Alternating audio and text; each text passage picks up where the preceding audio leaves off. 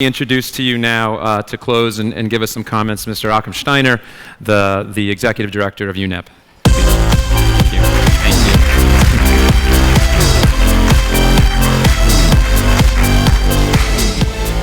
Thank you very much. Good afternoon, ladies and gentlemen, and there goes the gender balance once again, right? So I'm very sorry that you will miss the minister from Morocco. She actually is not only a remarkable speaker, but also somebody who represents a country that has actually shown what transformation is all about and what seizing challenging opportunities in terms of the energy systems that are now being transformed in Morocco means to a nation such as hers. And she also understands extremely well the nature of business and how public policy, the role of government and regulation can enable new markets, new products to evolve. And she would speak, I'm sure, with great passion about this if she was here. I am a great admirer of her and of His Majesty, the King of Morocco's vision in having taken Morocco down a completely different pathway when it comes to its energy future than any expert would have predicted just 10 years ago.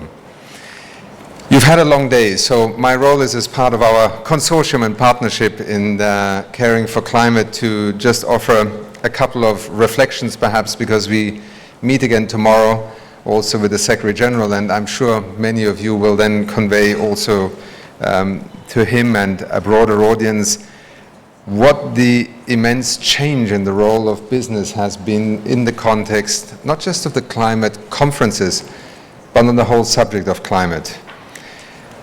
Perhaps very briefly, what is happening in the actual conference of the parties as we sit here is part of making history.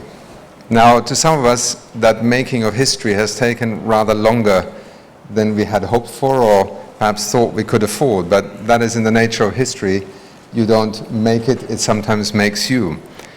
What we are, however, witnessing here in Paris is, in a sense, the culmination of a 2.5-decade journey, a journey that began through the way that science opened our eyes to what is actually happening to our planet.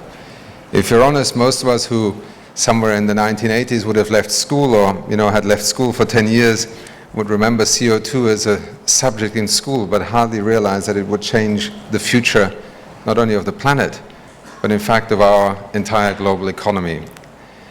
And do this in a time span that would have been unimaginable somewhere in the 1960s or 1970s, because what we are witnessing is history in the making, based on our understanding as intelligent human beings that the collective footprint of our modern life on this planet has literally changed the fundamental life support systems in the atmosphere and the biosphere. And I won't go into the details, but I want to make the connection between the journey of societies discovering fundamental realities, governments struggling to take their responsibility and their role in being able to put in place the kinds of measures and responses that go beyond the next election, that go beyond the quarterly reports of companies that are accountable to their shareholders, that quite frankly also go beyond a horizon of understanding and appreciation for us as societies, because never in the history of humanity on this planet have we had to rethink the way we operate, the way we consume, produce, transact, and trade in a shorter period of time with such fundamental shifts as we are literally looking at now. That journey for a long time was a conversation between science and governments, then increasingly the public. And I would like to say to you that I think while science remains a central reference point, the science on climate change, interesting enough, is no longer the subject of debate in the global climate effort. There will always be those who will continue to question science, and rightly so, but hopefully not for ideological reasons, but rather in order to drive that imperfect knowledge we have about how our planet functions, and to recognize that, yes, we do not understand everything that is happening in the atmosphere and the biosphere, just like we do not understand necessarily everything that happens in a cell phone, and yet we're intelligent enough to use it.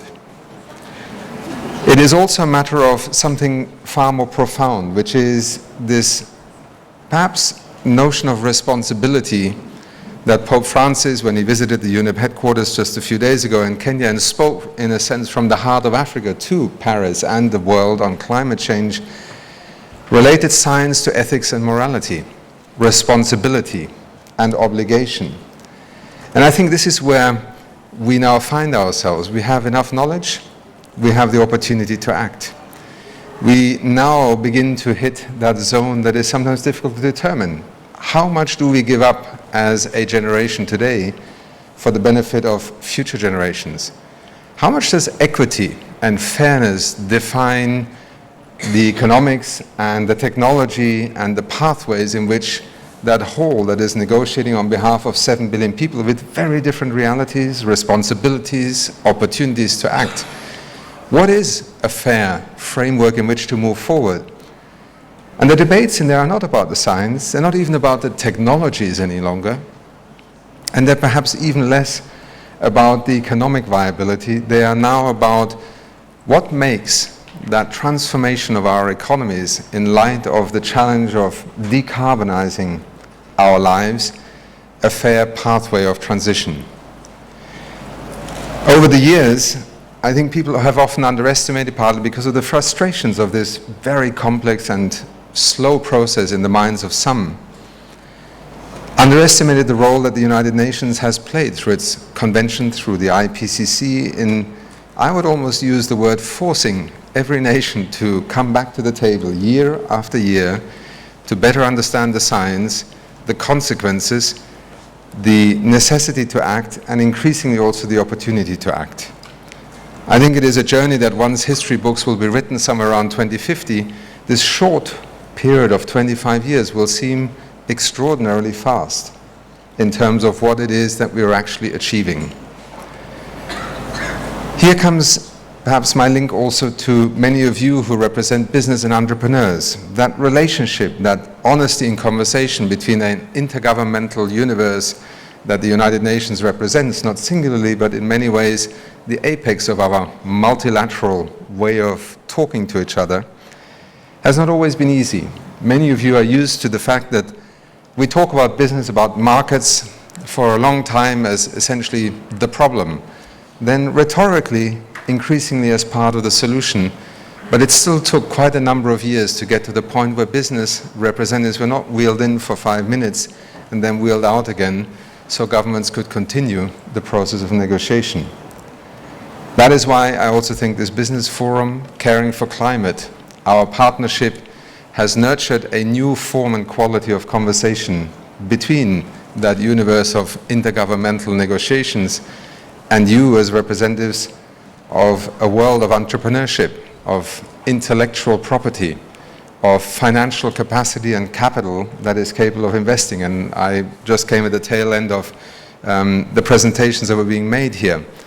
I salute you for being leaders in a community that in itself has been slow to respond, because sometimes the status quo is very profitable, more comfortable, less risky. But things have changed. I think Paris is already a moment in this journey, or a milestone in this journey, where we have moved beyond the point of no return. We are going to come out of Paris with, however difficult an agreement it may turn out to be, with a very clear signal that the future is low carbon, that any investment, any national development planner, any developer of a technology, or indeed any investor with a time horizon beyond 5 years, will not look at our economy, at our market, at a technology, or at an investment in the same way that they would have done even 5 years ago. We are now, either by design, by default, sometimes voluntarily, sometimes involuntarily, converging on an economy that will define itself by the pathway of decarbonization. Now, to some, that is still very unsettling, and let's also be clear. If we are not careful, there are big losers, whether it is those who will become unemployed because whole sectors may shut down, whether it is businesses that have not been able to anticipate this and will simply go bankrupt because they were not prepared, whether it is economies that, because they do not embrace this challenge and are not preparing their people, their businesses, their markets for it, will be caught in a situation where, in a globally competitive world market, they will not be able to compete because technology, products, the notions of efficiency, of cost, will simply move so quickly that it may leave many behind. This is part of our effort also in this complex negotiation to minimize the number of losers, to maximize the number of winners, and above all, to create opportunities for transition that are by design rather than by default. I hope that in many of the commitments that you have announced here today, and that we are seeing not just in Paris, but all around us in the last year or two, you also sense how central the role of business will be in this transition. Because let's be clear, in our global economy, the public sector accounts for less than 20% of global GDP in terms of finance transactions, actors in our economy. 80% of what happens in our global economy is transacted beyond, outside government. In that sense, you collectively hold the key to everything that is being discussed here. And I believe that we are not only realizing this from a government perspective, it's also because we have moved beyond an extremely unproductive era of debate in our governance domain of our countries. Remember the 80s, where some thought only the state can save us, so to speak. And then came the period where the state was simply a negative, and it's only the markets that will solve these problems. For me, as an economist, I am grateful that we have passed that debate. What we are seeing with climate change, and what in fact holds the key for even being able to conceive of a timeline by 2060 or 2070, when the world would essentially have to be a net zero emitting global economy, is the intelligent interface between public policy and the market. And within the market, businesses and government are actors, just like business is also a stakeholder and therefore a legitimate actor in the arena of public policy. Now, our countries may have very different political systems, political ideologies who may be in charge of running countries, but this, I believe, is a principle that will become ever more central in what happens. So when we see now financial markets, which have been amongst the most reluctant to actually move into a different gear, because yes, you could have continued to make a lot of money out of the economy as we know it today. But following the financial crisis, seeing also on the horizon not only the threat of climate change and of regulatory interventions, but increasingly the kind of opportunities that you have spent all day discussing, reviewing, presenting in terms of your own corporate ability to become an actor and part of the solution, is also redefining the financial and capital markets. It is no accident that, and perhaps an interesting coincidence, that at the last G20 summit, it is China who has proposed a new study group, the first new study group in the finance track of the G20 for 4 years, to be established on the issue of green finance. Some still believe that this is perhaps just a theoretical exercise. Let me assure you, watch China carefully, because in its own next 5-year plan, beginning next year, the People's Bank of China estimates its green finance needs to the tune of roughly $300 billion per annum. And by its own analysis, government can only provide 15 to 20% of that volume of finance needed to essentially invest in renewable energy, in public transport, more efficient buildings, the war on pollution. And the drivers may differ. The narratives may differ from country to country, but what we're seeing is essentially a multiple set of rationales converging on why the transition towards a low-carbon economy and ultimately a green economy is beginning to not only be an opportunity in theory or an imperative in terms of the science, but actually a palpably graspable opportunity. Some of you have been part of showing how quickly this can happen. We produce every year a report on the total volume of investments in renewable energy across the world. Many are still surprised when I share the figures, which some of you may also have heard through Bloomberg New Energy Finance, which is our partner in this, that last year, close to 50% of all new power generating infrastructure in the world was renewable, excluding large hydro. 50%. This is the equivalent of an energy revolution having unfolded in less than 10 years. The other reassuring part of that is that it actually also is no longer something that's only happening in the so-called global north, the industrialized countries. It is happening also in the global south. What once was a technology that was seen as the privilege of the rich has now become the shortcut for the poor to actually gain access to energy. And John, you just mentioned Lake Turkana. I assume you were referring to in terms of the wind power farm in Kenya. Some of you may know that UNEP is headquartered in Kenya. For us, it is almost like a dream coming true, because we have spent the better part of 20 years in the United Nations and in UNEP trying to help governments understand that these are possibilities that are within their grasp with the right public policy and the right partners in the private sector and the investment world. Kenya today already generates 51% of its electricity with geothermal power. And why? Because in 2008, when everybody else was talking, Kenya took this bold step of putting in place a green energy policy. That is why you are seeing wind power, geothermal power, and also solar now emerging, including with access to electricity for the poorest with entirely new business models. And just to stay for one moment in Kenya, Safaricom may be known to you. Some of you may have heard of M-Pesa, the money transfer scheme that the cell phone company called Safaricom pioneered in Kenya. On the back of that cell phone network, with a solar company as a partner, there is a new scheme now called M-Kopa.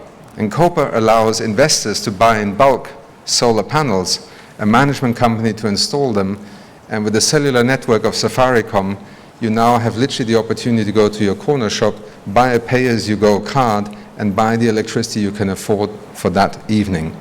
Because that is still the truth. People may be able to buy their electricity for 2 or 3 days a night. For somebody who has not even got access to electricity, and that is 650 million people on the African continent this year, 2015, having 2 or 3 days a week in which you can actually light up your home makes such a difference. And this is a market that has come out of nowhere. There are now 300,000 households that have bought into M-Kopa already. The scheme has been franchised also to Tanzania, to Ghana, to other countries, and I only mention it because it is an illustration of that new low-carbon economy that is emerging.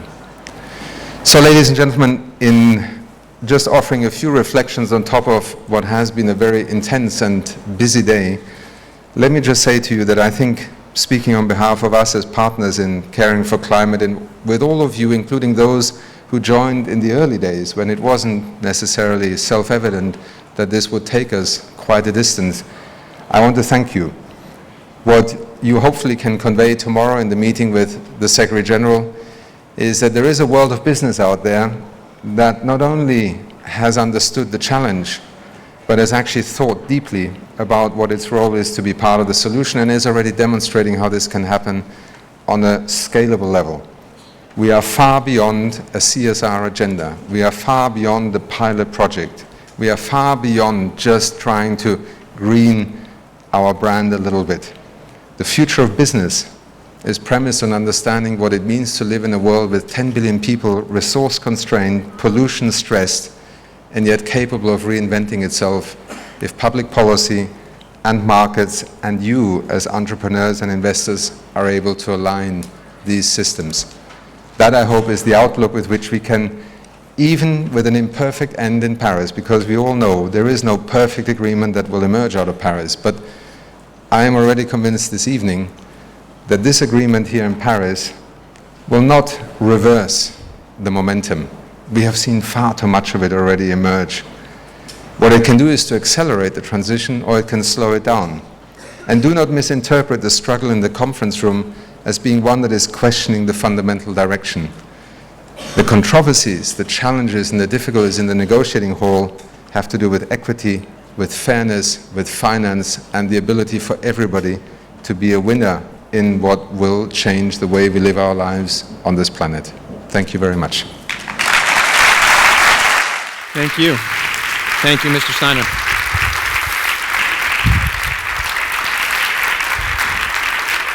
Thank you. Thank you, Mr. Steiner. That was inspiring. We have reached the end of day one, and I guess the only day in this venue. Day two will be next door. We've heard an amazing amount of connections today and calls for millennials to be more involved, calls for women to be more involved, and calls now even to remember the 80s, which depending on how you dressed or your hair, you might not want to remember. But we are connecting things in a new way. I think just the fact that we're sitting here right next to the negotiations and the business community is here in force shows how things have changed. And it makes sense that we're having all these connections and calls because this is the largest challenge I think humanity's ever faced, and we need everybody. Everybody needs to be on board, and business at 80% of the global economy needs to be on board, obviously. So I thank you all.